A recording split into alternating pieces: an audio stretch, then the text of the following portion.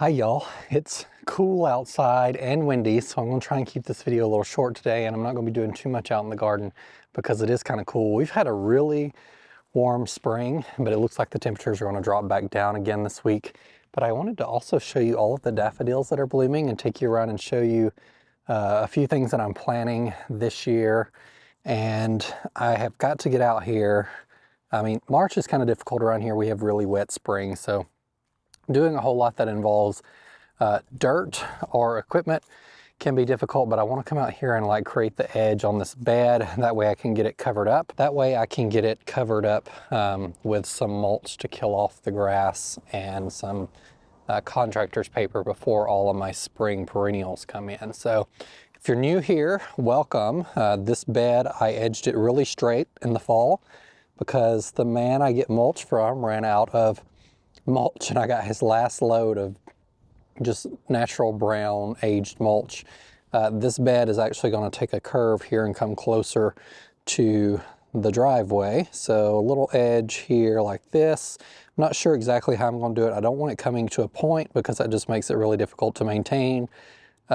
So it's probably going to come out a little bit and come in a swoop like this, leaving enough space between this tree where I can get a mower and stuff through, of course.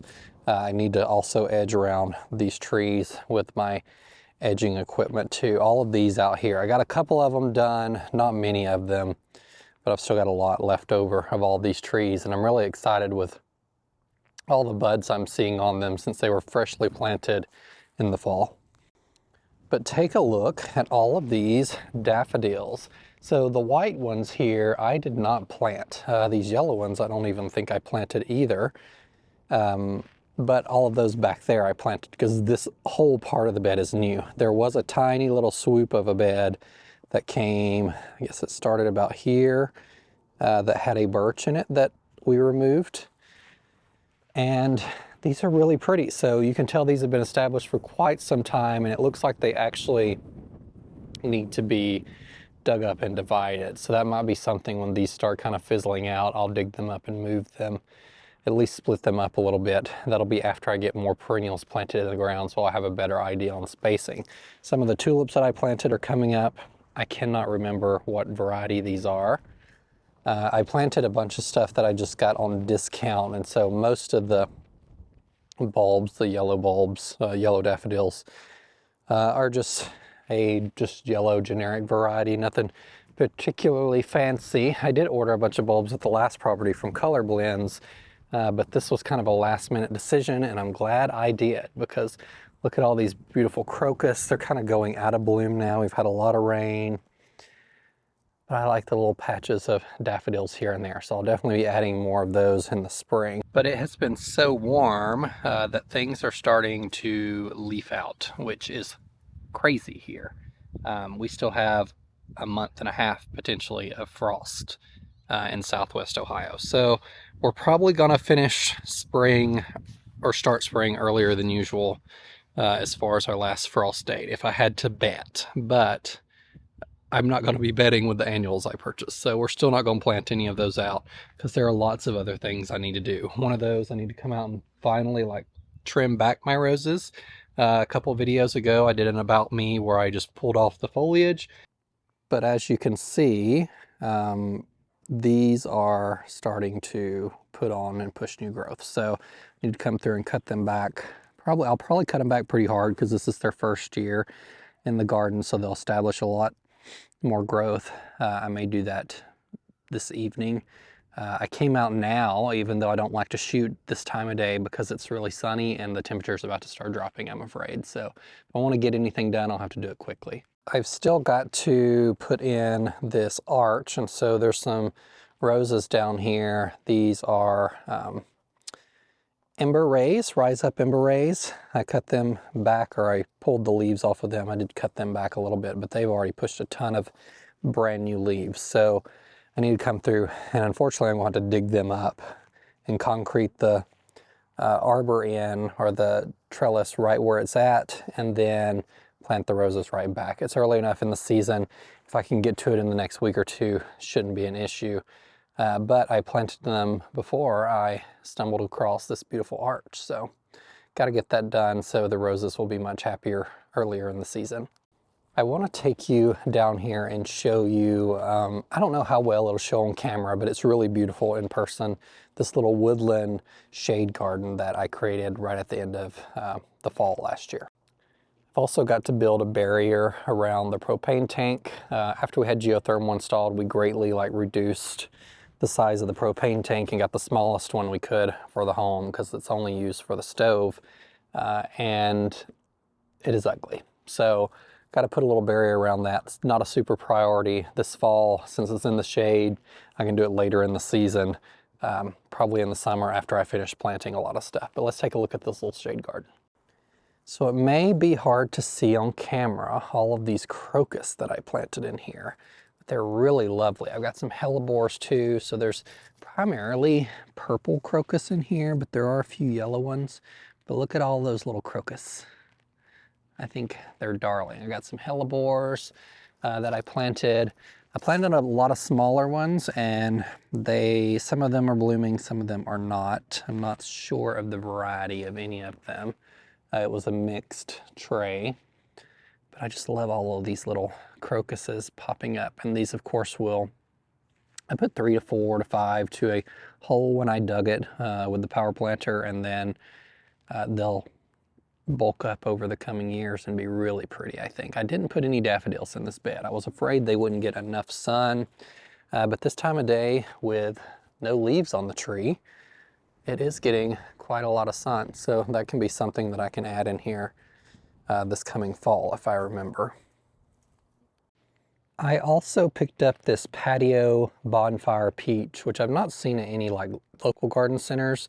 Our Home Depot locally does have a few of them, and they're nice because they stay really tiny. If you've been following for very long, you know growing fruit here can be kind of difficult because we get sometimes warmer in the spring like we are right now, and then we'll have a week of freezing temperatures and it'll come through and damage all of these blooms, and then we won't have any fruit. And so I got this tiny one that I can keep in a container, and what I can do is I can move it into the garage or the barn if we're going to have frosts or freezes. So I'll probably be doing that this week because it's going to be pretty cold.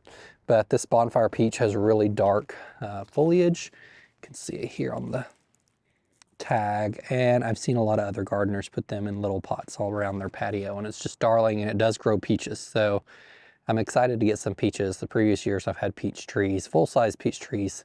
They just always seem to get bit by the frost here, and then I don't have any peaches. So if you follow me on Instagram, and if you're not, head over there on Instagram or Facebook and give me a follow. You know that I got some mulch delivered this week, or wood chips. The people that I had cut down the spruces at the other house, I was coming home from work and I saw their trucks and that they were shredding some bark, and so, or some trees, and so I stopped. I gave them a call and they agreed to drop it at my house because they had nowhere to drop it that evening and would have just had to take it to the dump or leave it on their truck overnight. So that was really nice, and I talked to them about bringing me some more in the future instead of relying on chip drop, because I've had a chip drop open for about a month now and have not had any wood chips drop. So I've still got some over there, but it's very much dwindling, and I need quite a lot for the cut flower garden. So this is a really good quality chip. The last drop that I got from Chip Drop was not so much. And I asked him what they had shredded, and he said there was some maple, locust, pecan, and some other hardwoods in here. And it just looks really good and a really nice quality that can break down.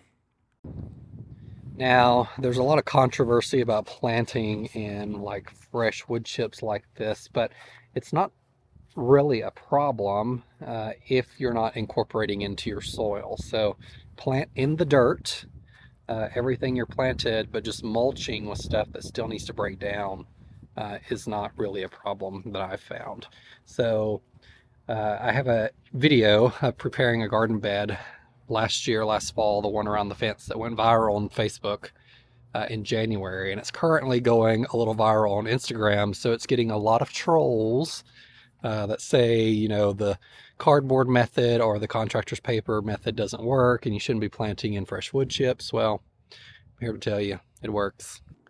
So this open area that's behind the barn here is the future place of a high tunnel. you can see that it gets a good amount of sun this time of day, so it definitely gets full sun. Now it's protected later in the season from these trees once they get leaf from that really harsh afternoon sun, which is good if you're growing in a high tunnel. Maybe I won't have to protect it so much from shade cloth. It also doesn't get a whole lot of morning sun because of the barn, but it still gets a lot of afternoon sun, which is really, really nice. And so this will be a great spot. I think this year, until a high tunnel is installed, I might grow pumpkins back here. I think I'm going to tarp off when I finish with the cut flower garden over there, bring one of those tarps over here and actually plant pumpkins around it and let them grow on the tarp. And we'll see how good this soil is back here. It's actually pretty good. I've not done a whole lot of digging around in it, but from the fire that we burned some wood last year, you can see how nice that is there. So future place of maybe some pumpkins and watermelons or some vine crops that are kind of out here hidden behind everything, and I don't have to worry so much about them taking over the space. This swing set, I had someone say that would make like a good little greenhouse if I could put some plastic over it, and I was like, heck no. I am actually going to swing in this. So I bought some new swings over here on this side, and this one just arrived and I just put it up yesterday. I put a little swinging video on Instagram. I'm gonna probably plant roses on this eventually, maybe some like 𝗟𝗶𝗸𝗲 that don't have thorns, at least on the sides here. This is a commercial swing set that is concreted into the ground, and so I'm also going to be coming through and putting an edge around it so I can mulch under it. And here, this is a very old, I don't even know what kind of swing this is, so it's going to come out, but over the next month or so, I'm going to purchase a good old southern porch swing. I think I'm going to get a polywood swing, which I've ordered their furniture before and I really like it. And it's made from recycled plastic, and so I don't have to worry about it really getting moss and junk on it, kind of like this one is under the shade of all these trees. But it'll be nice to come out here and swing on a porch swing, or if the inner child in me is feeling like it, on the regular swings. But I think some 𝗟𝗶𝗸𝗲 roses, 𝗟𝗶𝗸𝗲 I think can take a little more shade too, or maybe some clematis or something that climb up here. I could potentially run some string in between the posts, and it's actually a pretty large swing, so that's a good area to grow some things. I think that'll be really lovely next to the vegetable garden over here. And I've about decided behind the fence, after I come through and do the irrigation, which I've been working on assembling all the pieces. I'll show you at the end of this video this week. That's what a lot of what I've been doing, is working on assembling the million pieces of things. I'm going to do maybe like a 6-foot bed or more around the back side of this fence and plant just a mixed shrub border in it. Probably no perennials or anything, just some shrubs that I want to grow that'll create kind of a little bit of a screen. You know, Limelight Prime hydrangeas are going to be on the other side, but just some beautiful things. I think I found a fluffy 𝗟𝗶𝗸𝗲 the other day that was yellow. I'm going to put it a little closer to the house down here.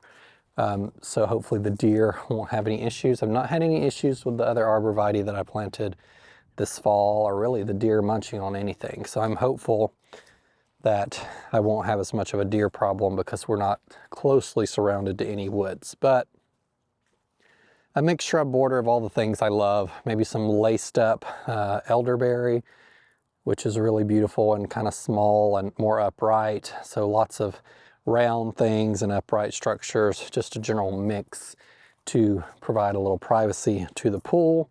And then with those wood chips that I got, I'm going to come through over the next week or two and start dumping some of those on the cut flower space, because this grass under here should be about ready. You can see how dead that is under there, to put wood chips on to finish the kill of the grass, and then I can at least prep some spots of it for the roses that'll be coming from Heirloom Roses in about 5 weeks. So if Heirloom Roses, if you've been watching, you know my coupon code lasts to the end of the year, and so you get 20% off your entire order through December 31 using code Southern24.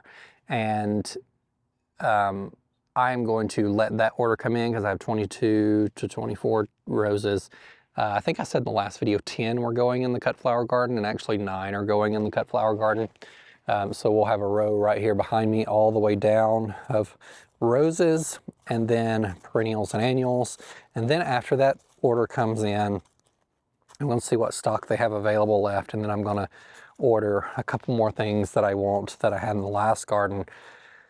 Try not to overwhelm myself, even though I have a ton of stuff coming in the spring of things, because I don't want them to sit around and languish while I'm trying to get things in the ground.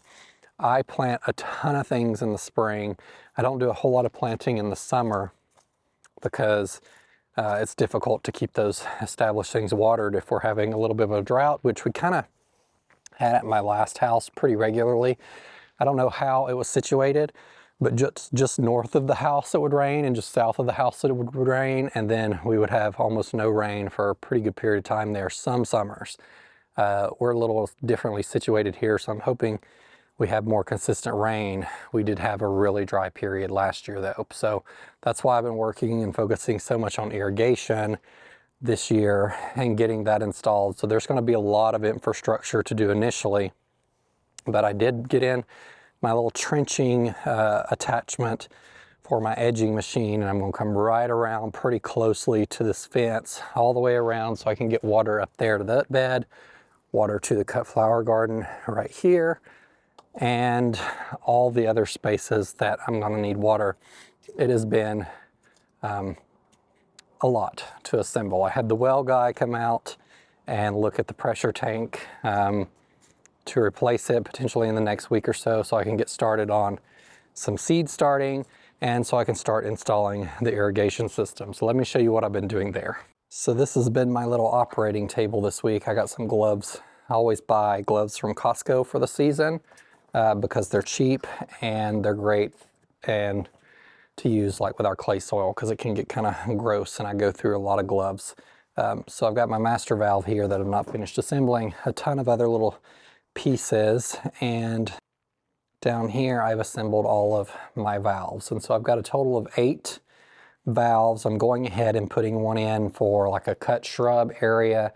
Even though it won't be in use immediately, I'll at least have the valve there and can tie into it when it's needed. And I'm also putting one in for the high tunnel, which will be useful for when I'm doing pumpkins this year. So these are regular sprinkler valves from Rainbird. You can get them online, or I ordered them from a local irrigation company, and I've got the valve, a cutoff, so I can cut off any individual zone if something's wrong with it. This is a pressure reducer since everything will be on drip, so it reduces it to 40 psi. You can see it there. A union to make it more replaceable in the future, and this is just a drop down. I'll need to do that here, which I've already assembled. So this is essentially the valve manifold. So it'll go in like that, and there'll be 2 valves together, and then a third one for future proofing if I need to tie in to any zone there. So I'm not like an irrigation expert or anything, but I had to do enough repairs at my last home and do enough drip irrigation that essentially it's just a big puzzle piece. You just need all the little pieces to make it work.